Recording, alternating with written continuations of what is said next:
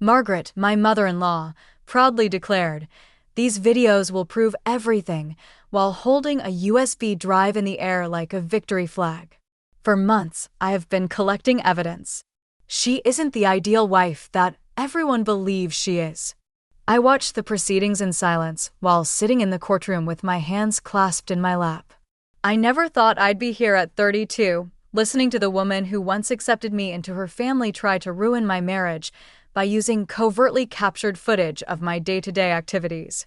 "Your Honor," Margaret said in a smug voice, "these recordings demonstrate how she mistreats my kid and how she is destroying his life. 3 months worth of video doesn't tell lies. I'm Olivia Parker, and I've been married to Margaret's only son, James, for the last 8 years. The initial years were fantastic. Together, James and I established a career in healthcare, with me working as a pediatric nurse and him as a hospital administrator. But when Margaret's husband died 2 years ago, everything was different. She said she couldn't stand being alone, so she temporarily moved in with us. Mrs. Parker," the judge said to Margaret, his face impassive, "you're saying you installed cameras in your son's house without the knowledge or consent of either resident." "That's when the monitoring started, though I wasn't aware as yet." "It's my house, too," said Margaret. "I call that place home." I was perfectly justified in shielding my children from her manipulation. James was shifting uneasily next to me. Since Margaret had told me about these tapes last week, he had not communicated with me. Her accusations were less painful than his quiet. I thought back to the day everything became clear when our attorney, Sarah Bennett, got to her feet. I had been filling in for a colleague whose daughter was ill by working 2 shifts in the children's ward. Margaret was having a family meeting in our living room when I arrived home, fatigued from 16 hours of tending to ill children. There, wearing looks of disappointment and worry, were James's siblings and their spouses. Margaret was prepared to present her evidence as she stood in the middle with her laptop open. She had whispered, "Watch this," as she played a video of me arriving home late one evening. "Observe how she enters covertly." Where has she been? Who knows? Margaret interrupted me when I started to speak about my hospital shifts. "And have a look at this." She is constantly on her phone, presumably conversing with other men while ignoring my poor James. The other men were my patients' parents, checking on their children's conditions. But Margaret didn't care about explanations. Now, in the courtroom, Sarah approached the bench. "Your Honor, before we proceed with viewing these illegally obtained recordings, I'd like to submit Mrs. Olivia Parker's work schedules and patient care logs for the past 3 months. Margaret scoffed. "Those can be faked. The videos don't lie." The judge nodded to the court technician. "Let's view the footage." My stomach tightened as the first video played on the courtroom screen. It showed me in our kitchen at 5 a.m., quietly preparing breakfast and lunch for James before heading to my shift. Margaret had conveniently edited out the part where I left a loving note for him every morning. "See," Margaret interrupted. "She's leaving before he wakes up." What kind of wife does that? The judge held up his hand. "Mrs. Parker, please refrain from commentary. Let's continue." More clips played, me coming home late, taking phone calls in the garden, having whispered conversations in our home office. Each moment taken out of context, each action twisted to fit Margaret's narrative. Then something unexpected happened. In one of the clips, the camera caught Margaret herself entering my home office late at night. She was going through my desk drawers, searching for something. The courtroom fell silent. Margaret's face paled. "Your Honor," Sarah spoke up, "it seems these recordings captured more than just my client's activities." The next clip showed Margaret in our bedroom, rummaging through my personal belongings. Then another of her reading my private journal on the back porch. And another of her going through my phone while I was in the shower. I was just protecting my son," Margaret stammered. "She's not who she pretends to be." James finally spoke, his voice barely a whisper. "Mom, what were you doing in our bedroom?" More footage played, showing Margaret having hushed phone conversations of her own. Yes, I'm telling you, she's got to go. James needs someone more traditional. Someone who will stay home. I've got a perfect girl in mind. Yes, Jessica would be much better for him. Jessica, my replacement, already picked out by my mother-in-law. The judge paused the playback. Mrs. Parker, these recordings appear to show a pattern of invasion of privacy and premeditated interference in your son's marriage. Are you aware that in this state, recording someone without their consent in private spaces is illegal? Margaret's composure cracked. But I had to. She's destroying our family with her career and her independence. In my day, wives knew their place. I felt tears welling up, but refused to let them fall. For months, I'd endured Margaret's subtle sabotage, her snide comments about my work, her attempts to create distance between James and me. The recordings were just the latest weapon in her arsenal. Your Honor, Sarah said, we have more evidence to present, including text messages between Mrs. Margaret Parker and this Jessica person discussing plans to end my client's marriage. As Sarah spoke, I noticed James staring at the frozen image on the screen, his mother in our bedroom, holding my journal with a look of pure satisfaction on her face. The truth was finally unraveling, one frame at a time. The judge called for a brief recess, and as the courtroom emptied, I remained seated, my eyes fixed on my hands. 8 years of marriage. Countless night shifts. Saving children's lives. Endless attempts to please a mother-in-law who had already decided to replace me. All of it captured on camera, but not in the way Margaret had intended. Sometimes the evidence you gather tells a different story than the one you thought you were telling. After the recess, Margaret's demeanor had completely changed. Gone was the triumphant smile, replaced by a defensive scowl as more videos played. Each clip she'd meant to use against me instead revealed her calculated interference in our lives. Here's another one from March 15th. The court technician announced the footage showed me organizing a surprise birthday dinner for James. I'd spent my day off preparing his favorite meals, transforming our dining room with decorations. Then Margaret appeared in the frame, answering James' phone while I was in the kitchen. "Oh, sorry, honey. Olivia had to work late again." Margaret's voice rang clear through the speakers. She said not to wait up. I remembered that night. James never came home for the surprise dinner. When I called him, it went straight to voicemail.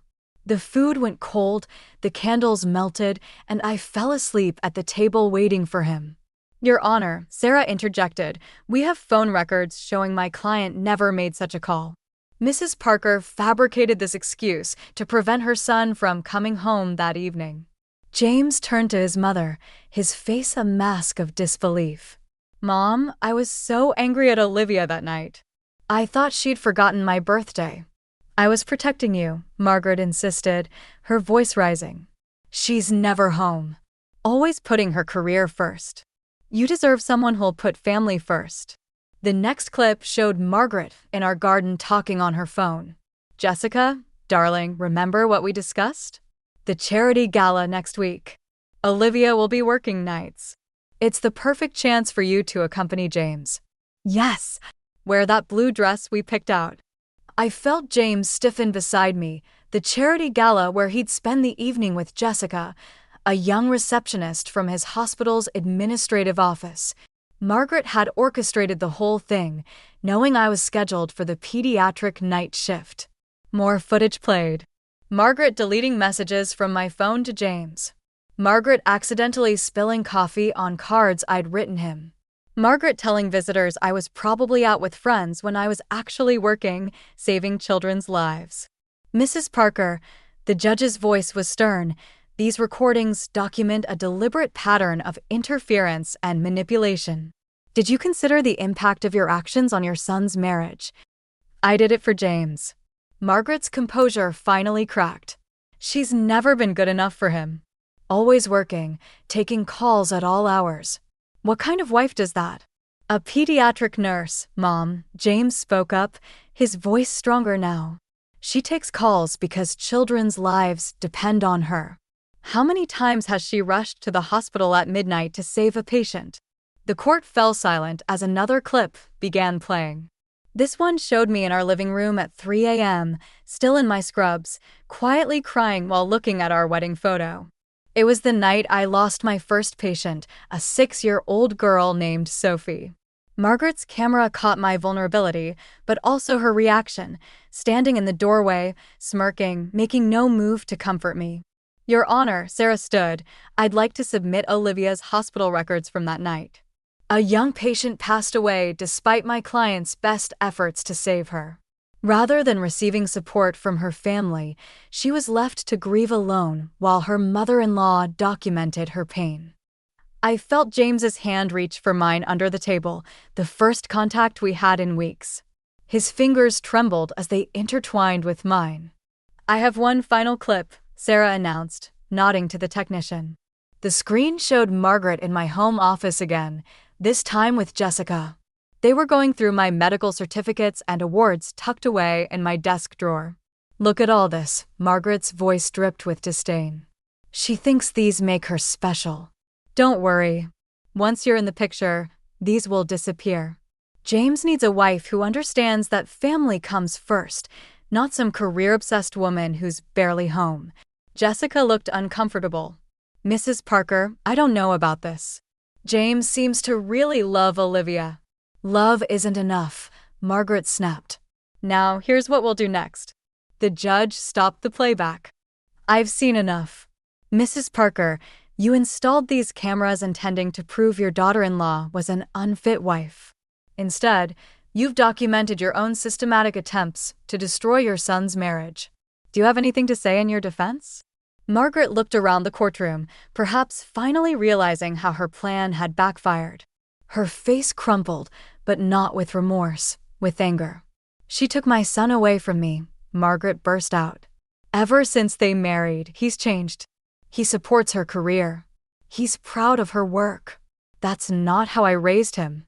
A wife's place is in the home, not gallivanting around saving other people's children while neglecting her own family."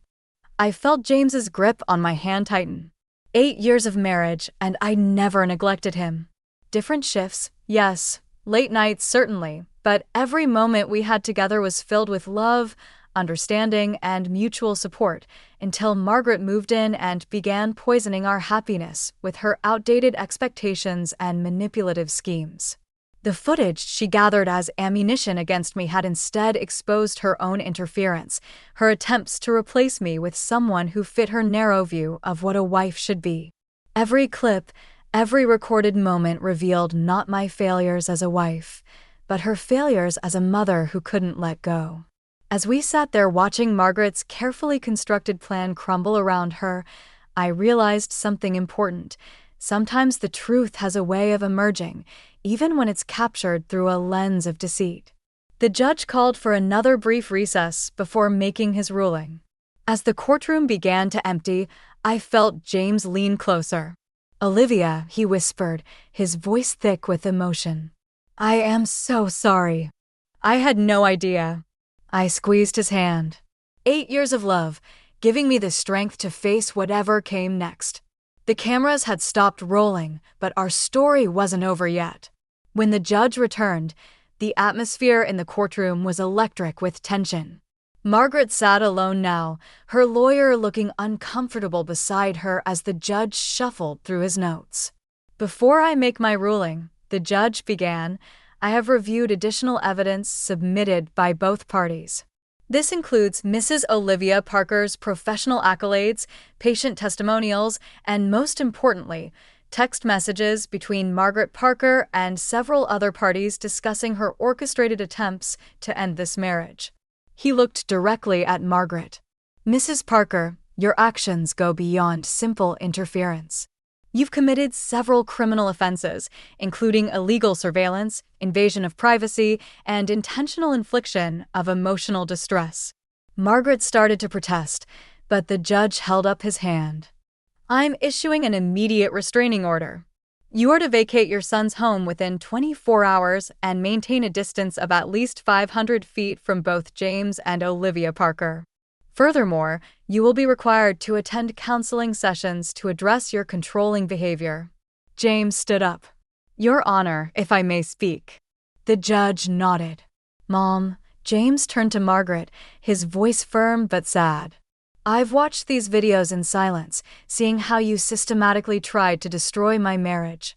You interfered with our communications, manipulated situations, and tried to replace my wife with someone who fit your outdated ideals. He took my hand, pulling me to stand beside him.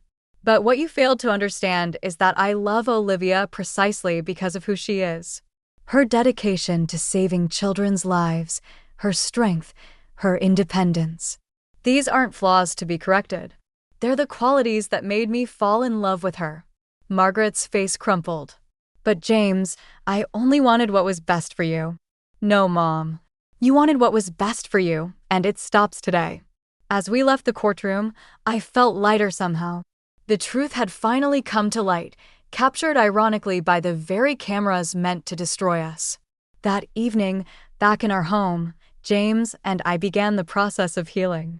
We found and removed all 17 cameras Margaret had hidden throughout our house, in light fixtures, behind picture frames, even in our bedroom. I can't believe she went this far, James said, holding the last camera we'd found in his hands. All these years, I never saw how controlling she was. I'm so sorry, Olivia. I sat beside him on our couch, the same one where Margaret had hosted her family meeting to expose my supposed failings as a wife. You know what's ironic? I said softly. Those cameras captured some of our best moments, too. The midnight cuddles when I got home from shifts. The way you leave coffee ready for me every morning. The quiet moments when we just hold each other after a hard day. James smiled, his first genuine smile in weeks. She was so focused on finding evidence against you. She missed all the evidence of our love. The next day, my colleague Linda stopped by.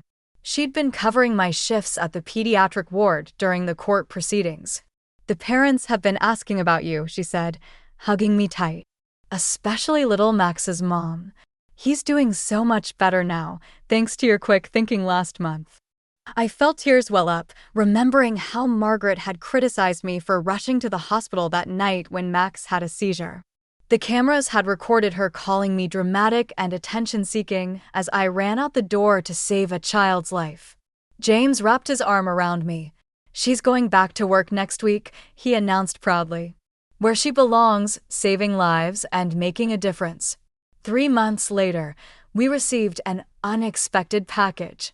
Inside was a letter from Jessica along with a USB drive. I wanted you to have this, she wrote.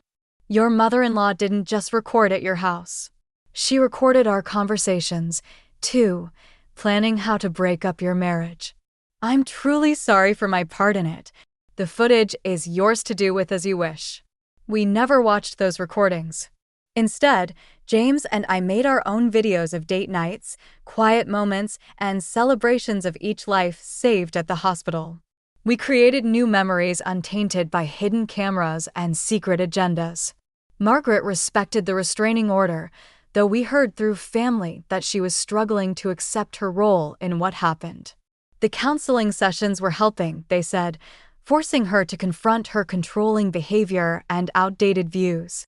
1 year later, as I sat in her garden after a long shift, James joined me with 2 cups of coffee. You know what today is? He asked. I smiled. The anniversary of the court case? No, he corrected, pulling me close.